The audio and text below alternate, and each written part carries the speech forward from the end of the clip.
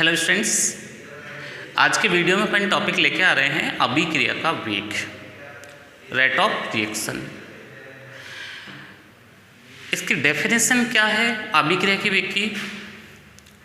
किसी रासायनिक अभिक्रिया में अभिकारक अथवा उत्पाद की सांद्रता में प्रति इकाई समय में होने वाले परिवर्तन को अभिक्रिया का वेग कहते हैं। रिपीट कर रहा हूं, आपको सबसे पहले टॉपिक डाल लेना है अभिक्रिया का वेग, फिर आपको लिखना है किसी रासायनिक अभिक्रिया में अभिकारक अथवा उत्पाद की सांद्रता में प्रति इकाई समय में होने वाले परिवर्तन को रासायनिक अभिक्रिया का वेग कहते हैं, जिसे स्मॉल r से दर्शाते हैं। इंग्लिश वाले टॉपिक डाल लेंगे। Rate of reaction, it is the change of concentration of reactant and product of any chemical reaction in per unit time are called as rate of reaction, it denoted by small r। जब ही आप definition लिख लेते हैं तो मैं आपको अब इसके बाद में एक पॉइंट समझाता हूँ। एक रासायनिक अभिक्रिया जिसमें क्रियाकारक से उत्पाद बन रहा है, ये लैंग्वेज में लिखना है आपको।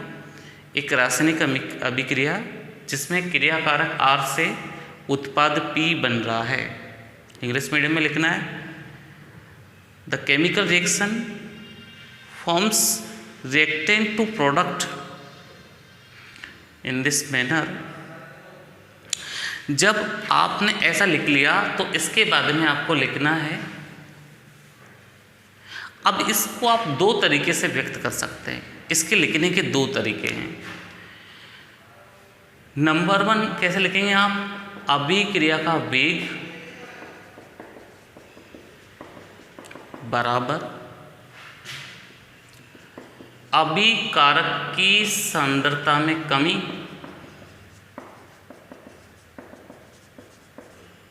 बटा परिवर्तन में प्रयुक्त समय।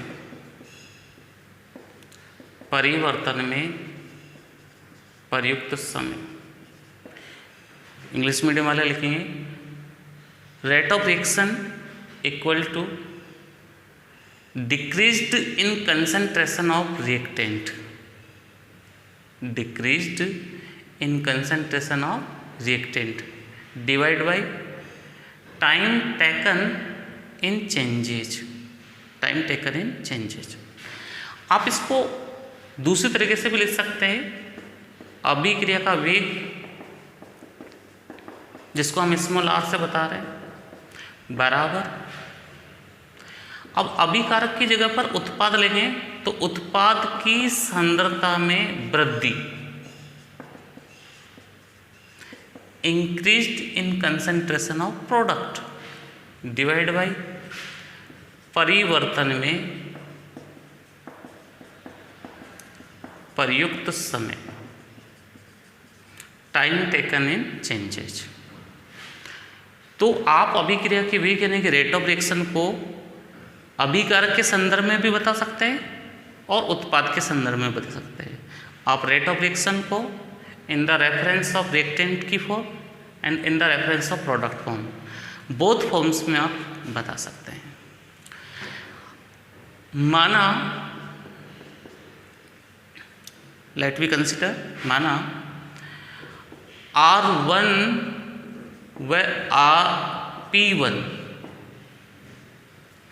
सांद्रता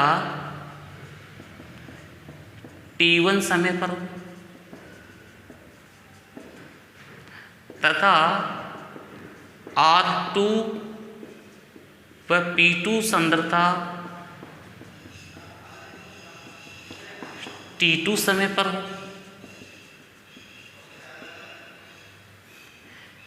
Let R1 and P1 concentration present on time t1 and R2 and P2 concentration present on time t2. Then delta T equal to T2 minus T1. Then delta R equal to R2 minus R1. R2 minus R1. Then delta P equal to P2 minus P1. इस तरीके से आप इनको represent कर देंगे। ये represent करने का इनका पैटर्न होगा। अब आप इसको शॉर्ट में रिप्रेजेंट करना चाहें, जैसे इसके बाद में आप लिखना चाहें कि आप अभिकारक की सांद्रता के टर्म में लिखोगे तो R बराबर लिखेंगे आप यहाँ minus delta R upon delta T, और R बराबर लिखेंगे plus delta P upon delta T। इन दोनों फॉर्मूलों में क्या कर समझिए आप, ये माइनस और प्लस साइन किसको इंडिकेट कर रहे हैं? बाकी क्रियाकारक की सांद्रता में कमी और परिवर्तन में प्रयुक्त समय, यानी कि decrease in concentration of reactant upon time taken in changes. ऐसे उत्पादों की सांद्रता में वृद्धि डिवाइड बाय परिवर्तन में प्रयुक्त समय। लेकिन यहाँ माइनस और प्लस किसको इंडिकेट कर रहे हैं? यहाँ जो माइनस चिन्ह है ये बताता है कि समय के साथ क्रियाकारक की सांद्रता घट रही है। Here minus sign indicated concentration of reactant decreased with respect to time. यहाँ प्लस साइन प्लस चिन्ह ये बताता है कि समय के साथ साथ उत्पादों की सांद्रता बढ़ रही है। Here plus sign indicated concentration of product increased with respect to time. तो आपको ये दोनों फॉर्मूले लिख लेने हैं, उसके बाद में आपको यहाँ लैंग्वेज में लिखना है। अब आप यहाँ लैंग्वेज लिखिए। उपरोक्त दोनों सूत्रों में माइनस चिन्ह यह दर्शाता है कि क्रियाकारक की सांद्रता में कमी हुई है, तथा धनात्मक चिन्ह यह दर्शाता है कि क्रिया उत्पाद की सांद्रता में वृद्धि हुई है। इंग्लिश मीडियम वाले लिखेंगे here negative sign indicated concentration of reactant decreased with respect to time, and positive sign indicated concentration of product increased with respect to time। अब हम ये देख रहे हैं कि सांद्रता और समय, अगर सांद्रता और समय के मध्य ग्राफ प्लॉट कर दे अपन, तो ग्राफ कैसे आएगा इसका वो समझिए आप। सांद्रता और समय के मध्य हम ग्राफ प्लॉट कर रहे हैं, कंसंट्रेशन एंड टाइम के बीच में ग्राफ प्लॉट कर रहे हैं। तो यहाँ कंसंट्रेशन और टाइम के बीच में ग्राफ प्लॉट करेंगे तो क्रियाकारक की सांद्रता तो घटती जाएगी, ये इसको टच नहीं करेंगे। अनंत स्पर्शीय यानी कि इनफाइनिट टाइम तक ये टेंजेंशियल है, और उसी क्षण उत्पादों की सांद्रता बढ़ती जाएगी। यानी कि किसी रासायनिक अभिक्रिया में प्रारंभ में अभिकारकों की सांद्रता सबसे ज़्यादा होती है, ये अभिकारक के लिए है और ये उत्पाद के लिए ग्राफ है। तो प्रारंभ में यहाँ क्रियाकारकों की सांद्रता सबसे ज़्यादा है, लेकिन प्रारंभ में यहाँ उत्पादों की सांद्रता सबसे कम है। जैसे जैसे टाइम इंक्रीज होता है वैसे वैसे अभिकारकों की सांद्रता घटती जाती है और ये अनंत, लेकिन अंततः ऐसा नहीं कि ये पूरी तरीके से घट जाती है, अनंत समय पर ये अक्ष के समानांतर हो जाती है, एक्स अक्ष के समानांतर हो जाती है। इस प्रॉपर्टी को बोलते हैं अनंत स्पर्शी। इससे क्या पता चला कि अभिक्रिया अनंत समय तक चलती रहेगी। अगर हम यहाँ देखें उत्पाद की सांद्रता शुरुआत में कम है तो ये धीरे धीरे बढ़ती जाएगी, समय के साथ बढ़ती जाएगी, लेकिन ये फिर जाकर नियत हो जाती है। तो आपको यहाँ ऐसे लिख देना है, सांद्रता व समय के मध्य ग्राफ, सांद्रता व समय के मध्य ग्राफ टॉपिक डाल के graph plotted between concentration and time, graph बना लेना है। इसके बाद में आपको लिखना है किसी रासायनिक अभिक्रिया में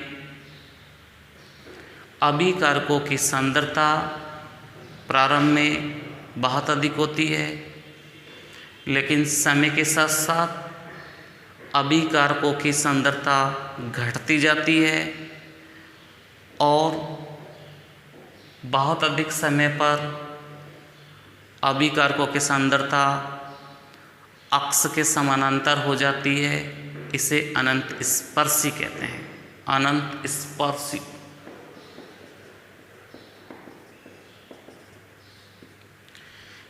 लेकिन प्रारंभ में उत्पादों की सांद्रता कम होती है, लेकिन समय के साथ साथ उत्पादों की सांद्रता बढ़ती जाती है और समय के साथ साथ अंत में नियत हो जाती है। आपको ऐसे लैंग्वेज में इस ग्राफ के बारे में लिखना है। इंग्लिश में आपको लिखना है, in the chemical reaction initially concentration of reactant decreased with respect to time, but in last condition rate of reaction is be constant, but initially concentration of reactant is be minimum, but when time increased then increased rate of reaction of product and finally it will be constant। ये आपको language में लिखना होगा। अब यदि हम देख रहे हैं कि अभिकारकों की सांद्रता घटती जा रही है तो जो रासायनिक अभिक्रिया का वेग है वो भी घटेगा। लास्ट ईयर आपको द्रव्य अनुपाती क्रिया नियम बताया था, तो द्रव्य अनुपाती क्रिया नियम में बात यही बताई थी कि जो अभिक्रिया का वेग होता है वो अभिकारकों की सांद्रता के समानुपाती होता है। तो इसको हम एक ग्राफ के माध्यम से समझेंगे। अगर हम वेग और समय के मध्य ग्राफ खींचे, वेग व समय के मध्य ग्राफ,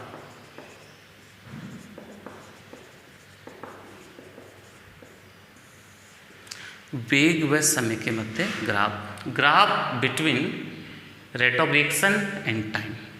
तो अगर रेट ऑफ रिएक्शन और टाइम के बीच में ग्राफ अगर हम खींचते हैं, यहाँ वेग से मतलब होता है अभिक्रिया का वेग, रेट ऑफ रिएक्शन, और टाइम समय के बीच में ग्राफ अपन प्लॉट कर रहे हैं,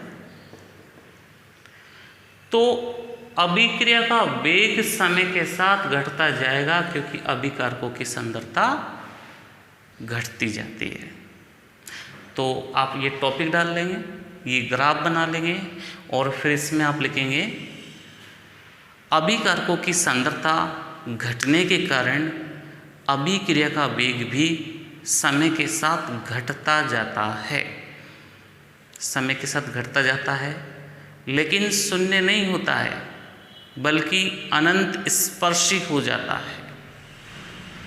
ये आपको लैंग्वेज में लिखना है। इस ग्राफ को बनाने के बाद लैंग्वेज इस तरीके से आपको लिखनी है। इंग्लिश मीडियम वाले लिखेंगे, in this graph concentration of reactant decrease with respect to time, therefore rate of reaction decreased with respect to time but cannot be zero at a infinite time. It will be parallel to x-axis. It is called as infinite tangential. Okay, ये language आपको लिखनी है। अब बात करते हैं हम different type के अभिक्रिया वेग की बात करते हैं। अलग अलग प्रकार के अभिक्रिया वेग होते हैं। मैं आपको 3 तरह के अभिक्रिया के वेग बता रहा हूँ। पहला है औसत वेग। पहले टॉपिक डाल देना है, विभिन्न प्रकार के अभिक्रिया के वेग। विभिन्न प्रकार के अभिक्रिया वेग, different types rate of reactions. तो उसमें सबसे पहला है औसत वेग, एवरेज रेट। एवरेज रेट किसे कहते हैं? एवरेज में क्या होता है, एक निश्चित समय अंतराल में हम क्रियाकारक और उत्पादों की सांद्रता में परिवर्तन को देखेंगे। तो मैं इसकी पहले डेफिनेशन आपको बता देता हूँ। किसी रासायनिक अभिक्रिया में निश्चित समय अंतराल में अभिकारक या उत्पादों की सांद्रता में होने वाले परिवर्तन को औसत वेग कहते हैं, जिसे आर एवरेज से दर्शाते हैं। या तो आप इससे दर्शाइए या आप इससे दर्शाइए, आर एवरेज से दर्शाते हैं। इंग्लिश में आप एवरेज रेट को बता सकते हैं, it is the changes in concentration of reactant और product in definite time interval is called as average rate. It denoted by R average और सैमेज। अब आपसे कहा जाए कि T1 टाइम में कंसंट्रेशन C1 चेंज होती है और T2 टाइम में कंसंट्रेशन C2 चेंजेज होती है, तो आप आर एवरेज को आप कैसे लिख सकते हैं? Plus minus delta C upon delta T। आप प्लस माइनस भी नहीं लगाए तो चलेगा। प्लस माइनस किस केस में लगाएंगे? Minus delta R upon delta T इसमें, क्योंकि ये रिएक्टेंट है। यहाँ तक केवल कंसंट्रेशन नज़र आ रही है, तो यहाँ पर आप प्लस माइनस पता ही नहीं चलेगा आपको कि किसकी कंसंट्रेशन है, किसकी सांद्रता है। यहाँ जरूर पता चल गया कि ये क्रियाकारक की सांद्रता है, तो माइनस चिन्ह आ जाएगा। और अगर आप प्लस चिन्ह लगा देते हैं तो delta P upon delta T आपको लिखना पड़ेगा। अगर मैं इसको ग्राफ से समझाऊं तो बहुत इजी गोइंग में आपको ये समझ में आ जाएगा। इस तरीके से ये वेग में सांद्रता और समय के मध्य हमने ग्राफ प्लॉट किया अभिकारकों की सांद्रता से संबंधित। सांद्रता केवल किसके लिए? अभिकारकों की सांद्रता। ये कंसंट्रेशन ऑफ रिएक्टेंट है और विद रेस्पेक्ट टू टाइम है। तो अपन जानते हैं कि समय के साथ सांद्रता अभिकारकों की घटती है। अब मैंने पर्टिकुलर ये ग्राफ ले लिया, तो मैंने यहाँ पर इस तरीके से दो अलग अलग एक निश्चित समय अंतराल के लिए मैंने पर्टिकुलर ये एक स्पर्श रेखा खींच दी यहाँ पर, और इस स्पर्श रेखा को मिलाने वाले, जैसे यहाँ पर सांद्रता C1 है तो इसके रेस्पेक्ट में टाइम क्या हो जाएगा? T1। यहाँ सांद्रता C2 है तो इसके रेस्पेक्ट में टाइम क्या हो जाएगा? T2। ठीक है। अभी जनरल वे में हम ले रहे हैं delta C upon delta T। Delta C upon क्या ले रहे हैं अपन? डेल्टा T ले रहे हैं। अगर आप स्पर्श रेखा भी नहीं खींचेंगे तो पर्टिकुलर दो बिंदुओं की बात कर लेते हैं, यहाँ पर P और Q की। स्पर्श रेखा खींचने की जरूरत नहीं पड़ेगी हमको, हम केवल P और Q बिंदु की, दो बिंदु की बात कर लेते हैं और उस बिंदु के संगत टाइम और सांद्रता को ले लेते हैं। तो हमारे पास क्या आ जाएगा? औसत वेग आ जाएगा। अगर आप क्रिया कारक के रेस्पेक्ट में लिखेंगे तो आप ऐसे फॉर्मूला लिख देंगे, उत्पाद के रेस्पेक्ट में लिखेंगे तो ये फॉर्मूले का आप यूज कर लेंगे। तो सबसे पहले आपको डेफिनेशन लिखनी, डेफिनेशन लिखने के बाद में आपको यहाँ पर ये ग्राफ प्लॉट कर लेना। पहले ग्राफ प्लॉट करने के बाद में ये फॉर्मूले आप दोनों यूज कर सकते हैं। तो ये था औसत वेग। इस साल इस टॉपिक पे एक न्यूमेरिकल आया था, बोर्ड में 2 नंबर का क्वेश्चन पूछा था औसत वेग से। न्यूमेरिकल बहुत सिंपल है, न्यूमेरिकल के बारे में आपको बाद के लेक्चर में बताएंगे। अभी केवल हम डिफरेंट टाइप्स की वेलोसिटी के बारे में हम चर्चा कर रहे हैं। औसत वेग हमने देखा, अगर हम तात्क्षणिक वेग देखते, तात्क्षणिक वेग, इंस्टेंटेनियस रेट, अगर हम इंस्टेंटेनियस रेट की देखते तो इसकी डेफिनेशन क्या होती? किसी निश्चित क्षण पर वास्तविक वेग को ही तात्क्षणिक वेग कहते हैं। किसी निश्चित क्षण पर वास्तविक वेग को ही तात्क्षणिक वेग कहते हैं। The actual rate at any moment is called as instantaneous rate. ये इसकी डेफिनेशन हो गई। अब मैं आपको इसको समझाता हूँ कि ये किस तरीके से इसको फाइंड आउट किया जाएगा। यह कि ये ग्राफ बनाना है हमको, लेकिन अब एक पर्टिकुलर पॉइंट की बात करेंगे अपन। पर्टिकुलर अपने एक छोटा सा इतना सा एरिया ले लिया। अब इस एरिया पर जैसे अपन ने ये छोटा सा पॉइंट ले लिया, ये इतना सा, ये आपने स्पष्ट रेखा के दी। अब इसके संगत टाइम, इसके संगत सांद्रता C1 है तो टाइम T1 है, इसके संगत C2 सांद्रता के लिए टाइम क्या है? T2 है। तो आपको इसको प्रेजेंट करने का जो तरीका रहेगा, इससे आप वास्तविकता में इसका ढाल भी ज्ञात कर सकते हैं, इसका स्लोप भी कैलकुलेट कर सकते हैं। तो are instantaneous limit delta T to 0, यानी कि जो समय अंतराल था वो आपने क्या कर दिया? 0 की ओर अग्रसर कर दिया। एक अति सूक्ष्म परिवर्तन के लिए आप क्या निकाल रहे हैं? अभिक्रिया का वेग निकाल रहे हैं। वेरी माइन्यूट चेंजेस के लिए आप रेट ऑफ रिएक्शन को कैलकुलेट कर रहे हैं। तो are instantaneous limit delta T to 0 minus delta C upon delta T जो होगा, ये किस रूप में लिखा जाएगा? dC upon dt। ये सांद्रता का अवकलज है और ये समय का अवकलज है। Differentiation of concentration and differentiation of time के रेस्पेक्ट में हम इंस्टेंटेनियस रेट को हम इंडिकेट करते हैं। तो तात्क्षणिक वेग इस प्रकार से यहाँ पर बताया जाता है। और एक तीसरा वेग और होता है आरंभिक वेग, इनिशियल रेट। इनिशियल रेट ये क्या होता है? अभी किसी रासायनिक अभिक्रिया में t बराबर 0 सेकेंड पर वेग को ही आरंभिक या प्रारंभिक वेग कहते हैं।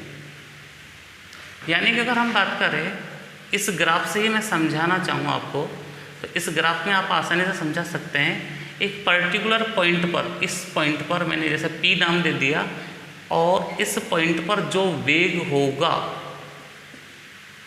जो वेग हमको मिलेगा t बराबर 0 सेकेंड पर, ये बहुत इम्पोर्टेंट होता है।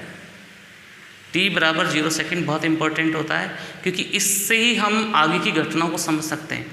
तो किसी रासायनिक अभिक्रिया में शून्य समय पर वेग को ही प्रारंभिक वेग कहते हैं। In the chemical reaction at 0 second time, rate of reaction is called as initial rate। इसके बाद में ये ग्राफ बना लेना है। सांद्रता और समय के बिटवीन में ग्राफ है, बनाना चाहे तो बना लेना, में कोई दिक्कत नहीं है। केवल आप इसमें डेफिनेशन याद रखें। किसी रासायनिक अभिक्रिया में शून्य समय पर अभिक्रिया के वेग को ही आरंभिक या प्रारंभिक वेग कहते हैं। ये डेफिनेशन आपको लिखनी है। ओके, अगले वीडियो में हम लेके आएंगे अभिक्रिया के वेग को प्रदर्शित करने का तरीका और बहुत सारी बातें। Thank you.